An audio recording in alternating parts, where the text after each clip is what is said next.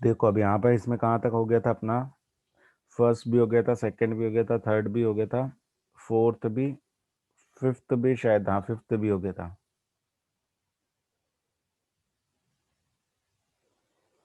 अब सिक्स हमें find out करना था, सिक्स भी हुआ था क्या, नहीं हुआ।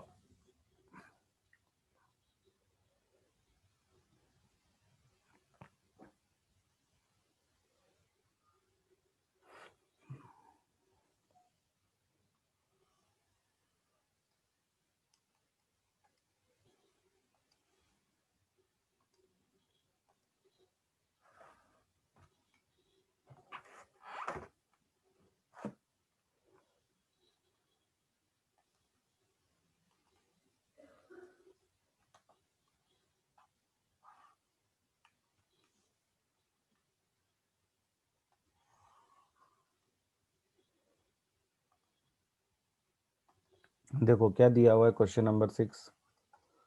The slant height and the base diameter of conical dome are 25 meter and 14 meter respectively.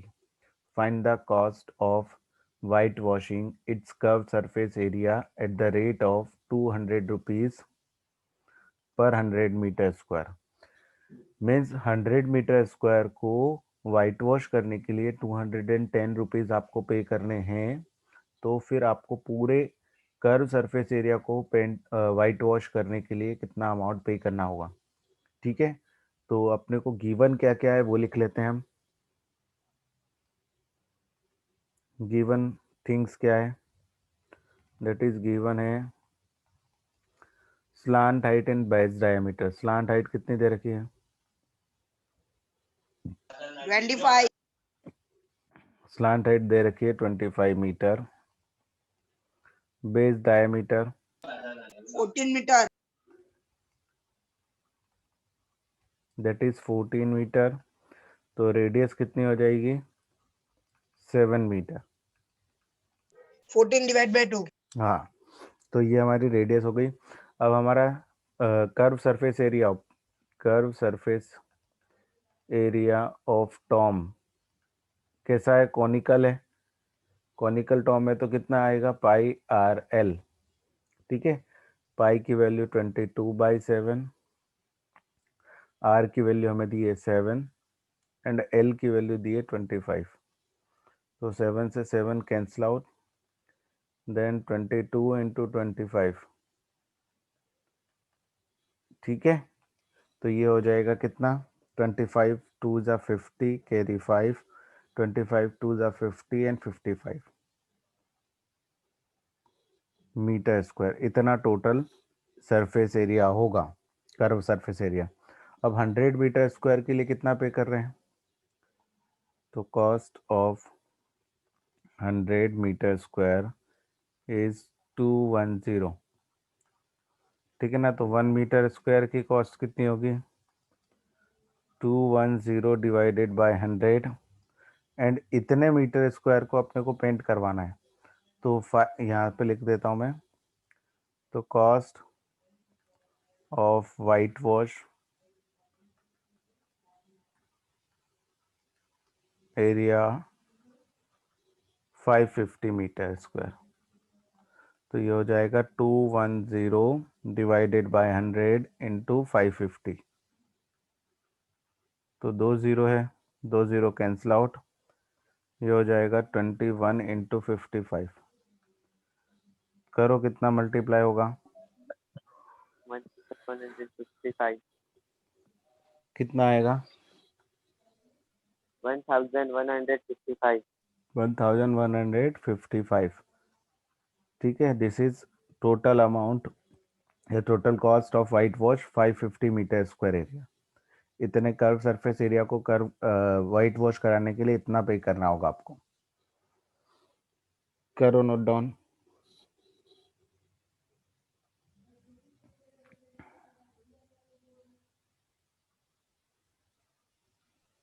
चलिए सर।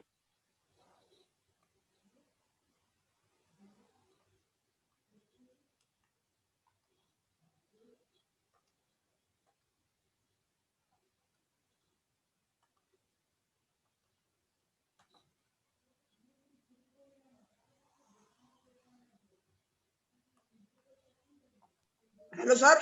हाँ, सर आगे का करो ना, स्क्रीनशॉट छूट गया लेना। 1 मिनट करता हूँ।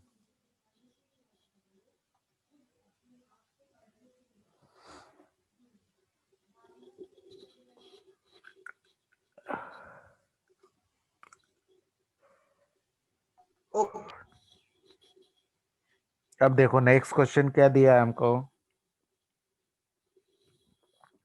A joker's cape in the form of right circular cone of base radius 7 centimeter and height is 24 centimeter.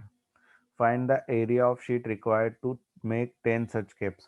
तो देखो एरिया हम निकालेंगे तो इसमें कर्व सरफेस एरिया निकालना होगा हमें, बिकॉज नीचे का एरिया तो क्या होगा, ओपन रहेगा।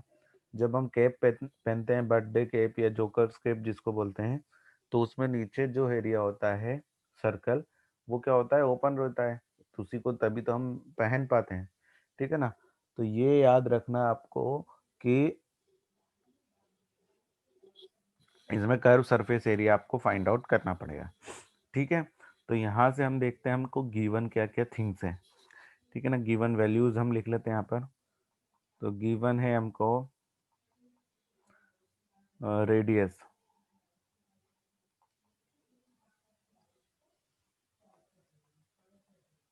फिर उसके बाद हाइट 24 सेंटीमीटर। अब स्लांट हाइट निकालनी तो क्या कैसे निकालेंगे, स्लांट हाइट, तो स्लांट हाइट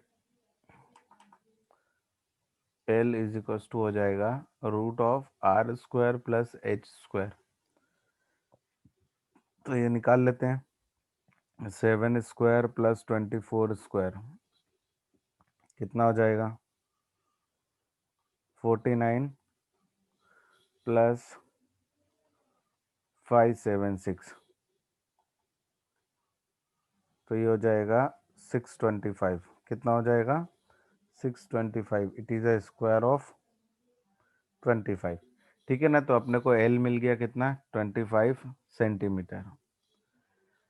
तो हमें curve surface area of cone निकालना है, तो वो क्या होगा, πRL।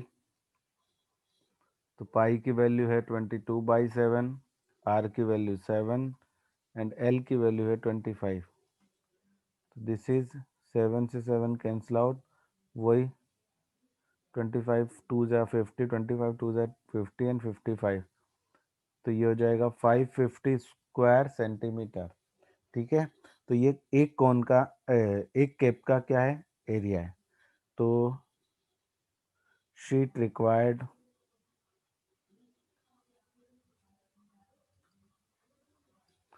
फॉर 10 सच कैप्स,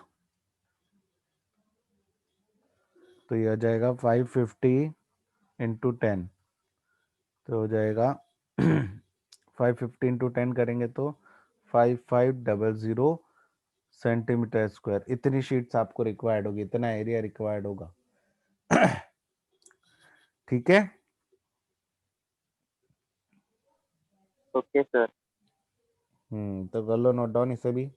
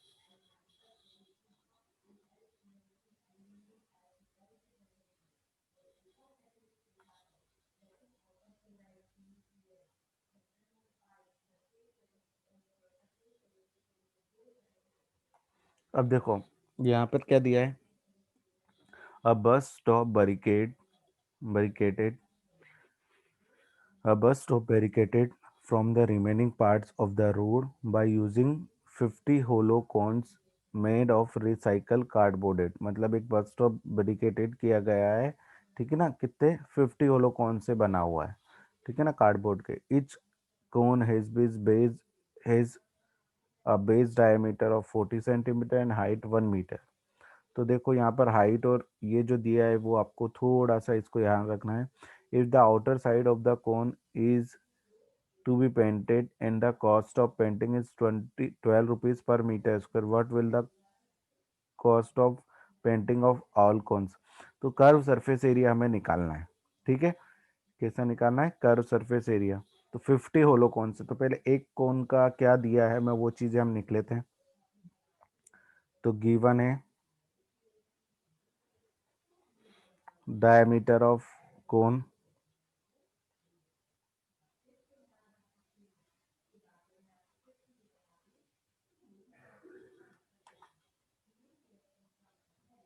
कितना दिया डायमीटर ऑफ कोन, तो दिया हुआ है 40 सेंटीमीटर एंड रेडियस हो जाएगी यहाँ से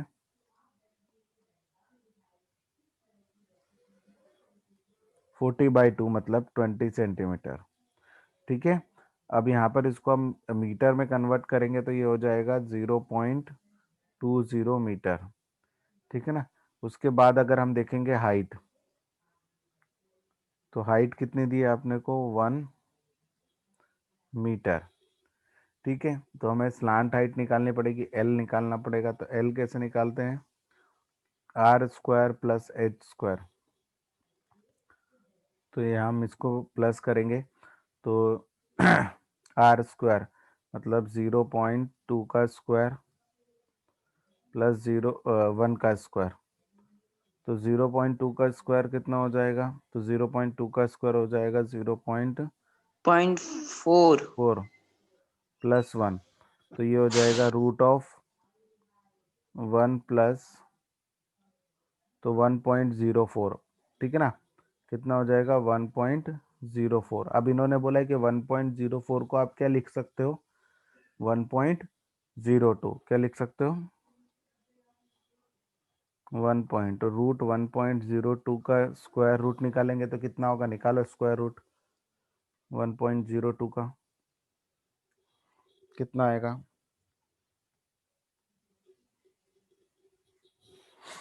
निकालो square root of 1.02।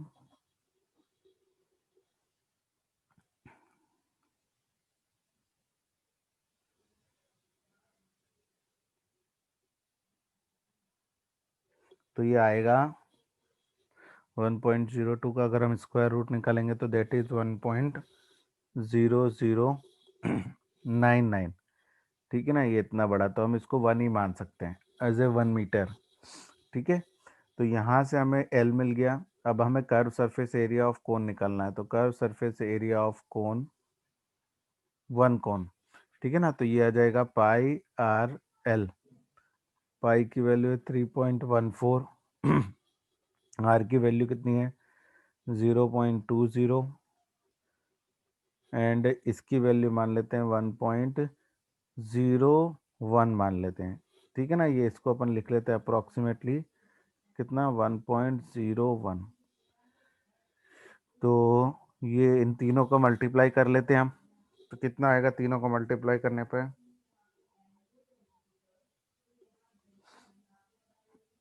3.14 multiply by 0.20 multiply by 1.01,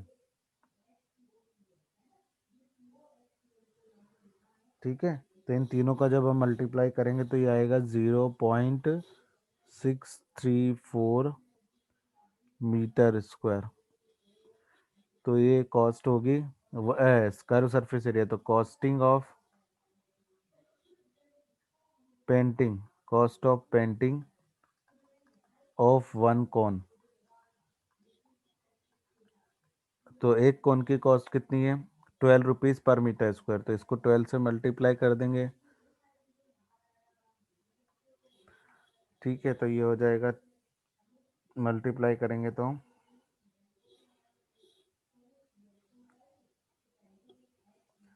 ये जाएगा ₹7.608। अब ऐसे 50 कौन से, कितने कौन से, 50। तो टोटल कॉस्ट हो जाएगी, यहाँ पर मैं लिख देता हूँ, टोटल कॉस्ट 50 इंटू 7.608, तो ये हो जाएगी 7.608 इंटू 50, 380, 380.4।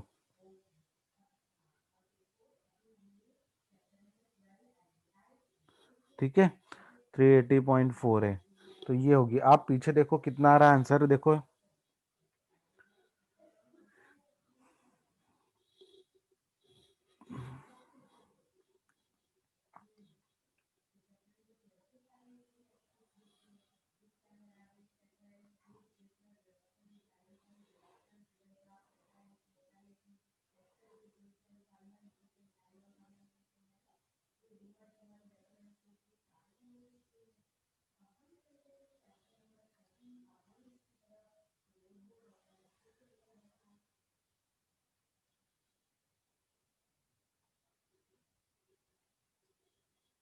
कितना आ रहा है आंसर।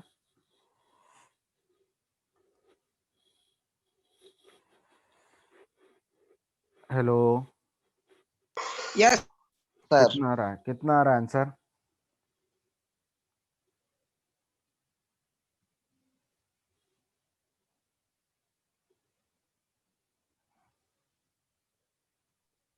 सर एक मिनट। सर ये 7.608 है ना। हाँ,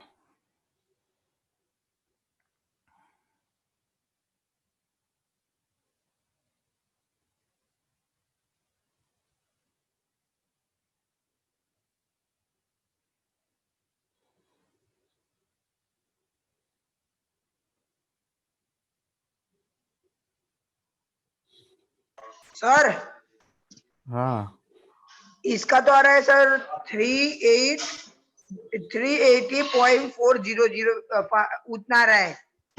एक मिनट, एक मिनट में देख लेता हूँ, कहीं अपन ने कुछ क्वेश्चन देख लेता हूँ। अरे यार, ये क्वेश्चन में यहाँ पर रूट था, रूट कॉपी नहीं हुआ। ठीक है ना, तो अपने को ये हाँ रूट 1.04 को अपने को क्या लेना है, 1.04 वन लेना है, पॉइंट जीरो सॉरी 02 लेना है। हाँ मैं अभी ठीक है ना, तो ये एल की वैल्यू हमारी यहाँ से हो जाएगी, एल हो जाएगा हमारा 1.02, 1.02, तो ये भी हो जाएगा 1.02। तो मल्टीप्लाई करेंगे तो कितना आएगा, इनका मल्टीप्लाई करेंगे तो आएगा 3.14 इंटू 0.20 इंटू 1.02, तो दिस इज 640, ये हो जाएगा 6.64056 मीटर स्क्वायर। ठीक है ना, यहाँ पर भी हो जाएगा, चेंज हो जाएगा।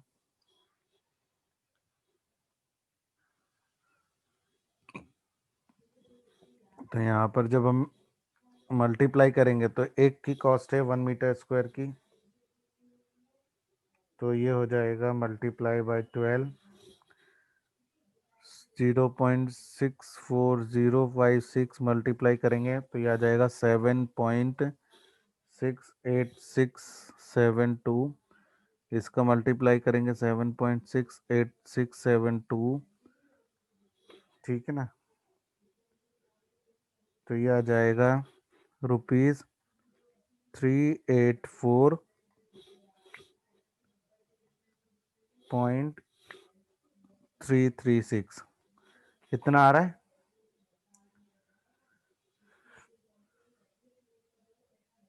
ठीक है ना। 336 को अपन 34 भी लिख सकते हैं, 380, राइट है। क्या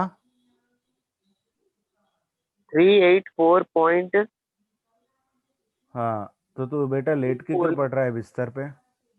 सीधे बैठ के पढ़ना। चलो। अरे सर पैर में दुख रहा है इसलिए सर।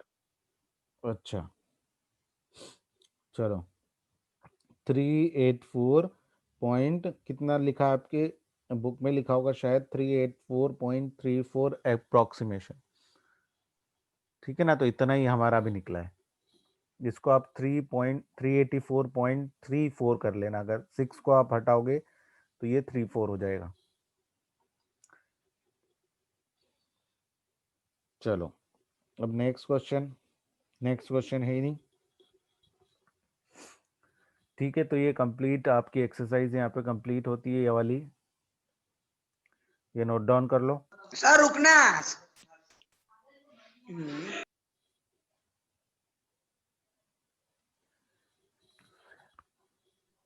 सर हो गया।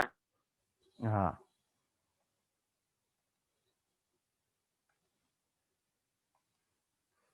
अब देखो नेक्स्ट है surface area of sphere. Sphere में क्या होता है? What is sphere? स्फीयर क्या होता है? एक गोला होता है, ठीक है ना, एक गोला, ठोस, मतलब एकदम सॉलिड। सॉलिड सर्कल्स जब आपस में मिल जाते हैं तो वो एक स्फीयर बना लेते हैं। It is the same of as a circle. You can draw a circle on a paper. Yes you can, because a circle is a plane closed curve होता है।